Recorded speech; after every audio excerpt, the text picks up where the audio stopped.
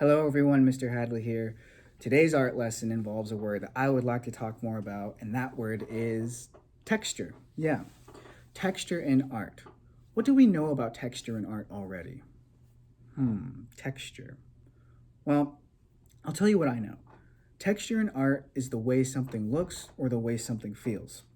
For instance, if I had this piece of paper here, right, and I had it in front of me, and I'm thinking about the word texture in art, and I take this piece of paper and I lie it down in front of me, okay, and I run my hand across the paper. How does that feel to you, do you think, the piece of paper? Well, for me, the texture of this piece of paper is pretty smooth, right? That's the way that it feels. I'm just gonna turn this camera a little bit. The paper feels smooth. The texture of the paper is smooth. But what about something like this, right? A leaf, right? How do you think this would feel? Do you think this would feel the same as the paper? Do you think it would feel as smooth? Neither do I. No, I think it would feel bumpy. In fact, it does feel bumpy. The texture of this leaf is bumpy. And the bumpiness, the texture of this leaf, is actually going to really help us out with today's drawing project. So, a lot of you have probably already done this before, but I really want to see all of your work, see what you can come up with this project. There isn't just one way to do this. There are many ways, and I'm excited to see what you all come up with. So, for this drawing project today, thinking about texture, you are going to need to find a leaf. All right, so if you're somewhere right now and you don't have a leaf, you can pause this video right now, go outside safely with somebody, a parent or a guardian, brother or sister, and safely look for a leaf, sort of like this. It can look, you can have many different leaves. Mr. Hadley has many different leaves right here. You know, you don't have to just go one leaf. You can have many different leaves, all right? So the first thing you're gonna need is to find a leaf, and then you're going to need a piece of paper, and then you're going to need a pencil, and if you have them, I would like to see some colors. I got crayons. I'm not gonna drop them like I did the leaves. Crayons, or if you have colored pencils, those work too. The markers, I dropped the pencil. The markers are not going to work. In fact, I'll show you why the markers won't work, but all right, so leaf, paper, pencil, crayons, or colored pencils if you have them. Let's get started. So something I should have mentioned before is that whatever your pencils you're using, colored pencils or regular pencil, you want to make sure that they're pretty sharp, all right? So you're going to have a lot more success with this project if your pencils are sharp and ready to go. You can also use crayons too. Crayons are allowed. And if the pencils can't be sharpened or if they're not sharp, it's not the end of the world, but you will have more success doing this project, okay? So now that I have my leaf, all right, I wonder what your leaf looks like. I'm going to show you an example of a finished product from this lesson. I have this right here, all right? And like I said, some of you have probably already done this before, and they probably look really, really cool. But I wanted to do this with you all because I've never done this with you before. And I think talking about texture, and especially using leaves this time of year, of course, during fall, makes sense. So this is one example with the regular pencil. And this is another example with my colored pencils, all right? And we can also talk about different kinds of colors too when we're coloring this project. And I'll get more into that when I'm actually doing the coloring. So now that we have our leaf, I would like you to please put your leaf somewhere in front of you. I'm actually just going to use this little piece of tape right here so I can tape down my leaf right there. All right, and then what I want you to do is I would like you to please find a writing utensil. Like I said, your pencils will work. And I want you to write your name on your paper and then flip that paper over, okay?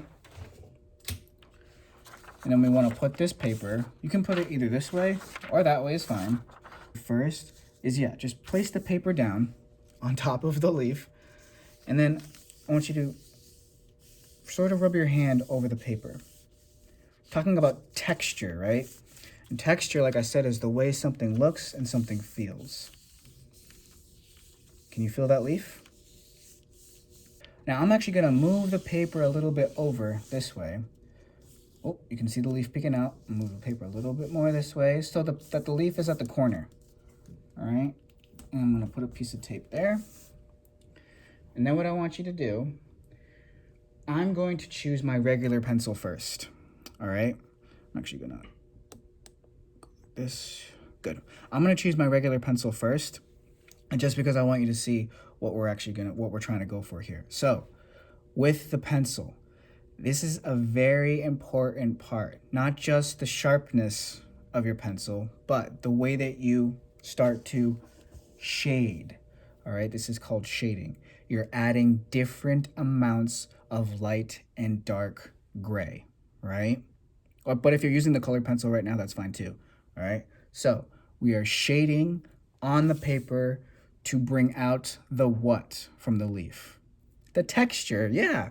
So we want to be careful to use the side of the pencil. We're not gonna go like this, but we can actually use the side of the pencil or the side of your colored pencil, or even the side of a crayon works too. What materials are you using? You don't have to use just a pencil, but I'm gonna use a pencil right now, and I want you to see me using the side of the pencil.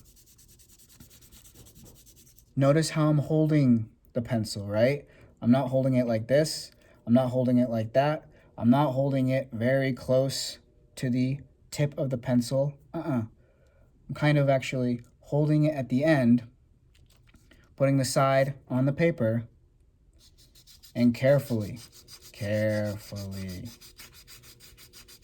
I'm not pressing down too hard. Of course, I'm not pressing down too lightly either. If you press down too hard, the paper might rip. If you press down too lightly, you're not gonna see anything, right? So you wanna find your own comfortable amount of pressure that you wanna press on the paper. All right, so one thing I'm not mentioning about this is you wanna make sure also that your opposite hand, the hand that you're not shading with, is holding this paper and the leaf down, all right? Because the angle that you're at, if you start shading with the pencil like this, the paper and the leaf could just flop all over the place. All right, so you want to make sure that you are putting your opposite hand down on the paper with the leaf, okay? Back to the video. I'm gonna go a little bit fast right now, and we can start to see, what's the word I'm looking for? The texture of the leaf. Now, these are actually called veins in the leaf. Did you know that? I actually didn't know that till just a little bit ago.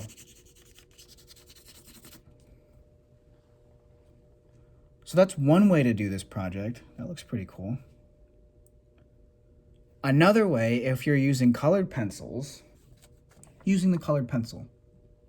I've actually chosen to use these colors for a specific reason because I'm seeing a lot of leaves, and I'm sure you did too, that are these colors right here. And these colors here are called warm colors. Why would these colors here be considered warm colors? Well, what does orange, red, yellow make you think of? Maybe yellow makes you think of the what in the sky? The sun, right?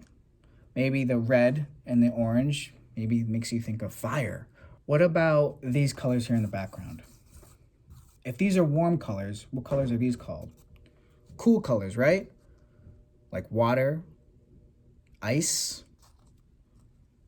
All right, take my opposite hand, take the hand I color with. I'm actually gonna sharpen this pencil really quickly, hold on. That's a little better. Take my opposite hand, take the pencil I color with, and start to notice how I'm holding the pencil.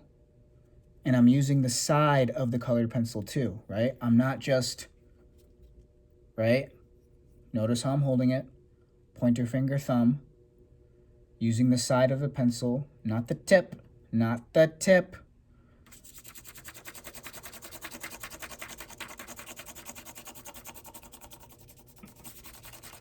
And the more you rub on the paper where you feel the leaf behind the paper, the more of the texture you will begin to see.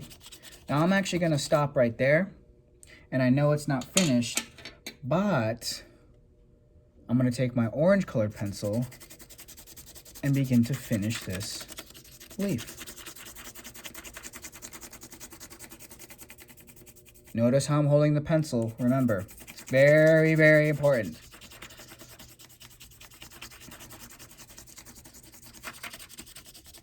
Now, I told you that I would show you what happens if you were to use marker when you do this project. We use marker with this project.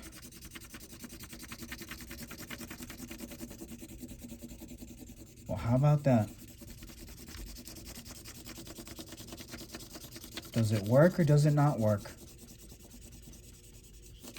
It totally works. That's so interesting. Mr. Hadley has been proven wrong. However, the more I use the marker, I guess it works for some colors than others. The more I use the marker, because of the ink inside these markers, the paper gets wet, all right? And for this lesson, it might be more helpful to keep the paper as dry as you can by using pencils, because the leaf underneath, if that gets wet, what do you think is going to happen to the leaf? It's going to turn really soggy, all right, and sloppy. So this is just one way to do the project. You can actually move the paper different directions and continue this rubbing art, right? Using different colors and filling the entire paper. Do you have to do it the same way Mr. Hadley's doing it? No, you do not have to do it the same way Mr. Hadley does it. You could use different colors. Do you have to put the same leaf, the same place as Mr. Hadley? No, you don't have to do that. Make it your own. So go ahead. If you don't have a leaf right now, explore safely, find a leaf, come back, try some leaf rubbing art, and share your work with Mr. Hadley. All right? I'm excited to see all of your work. Leaf rubbing art, texture. It's kind of cool, right? That is the lesson for today. Thank you so much for listening and following along. I hope you enjoyed that lesson about texture. I know I did. I'm really excited to see all of the awesome work that you can come up with based off of this lesson.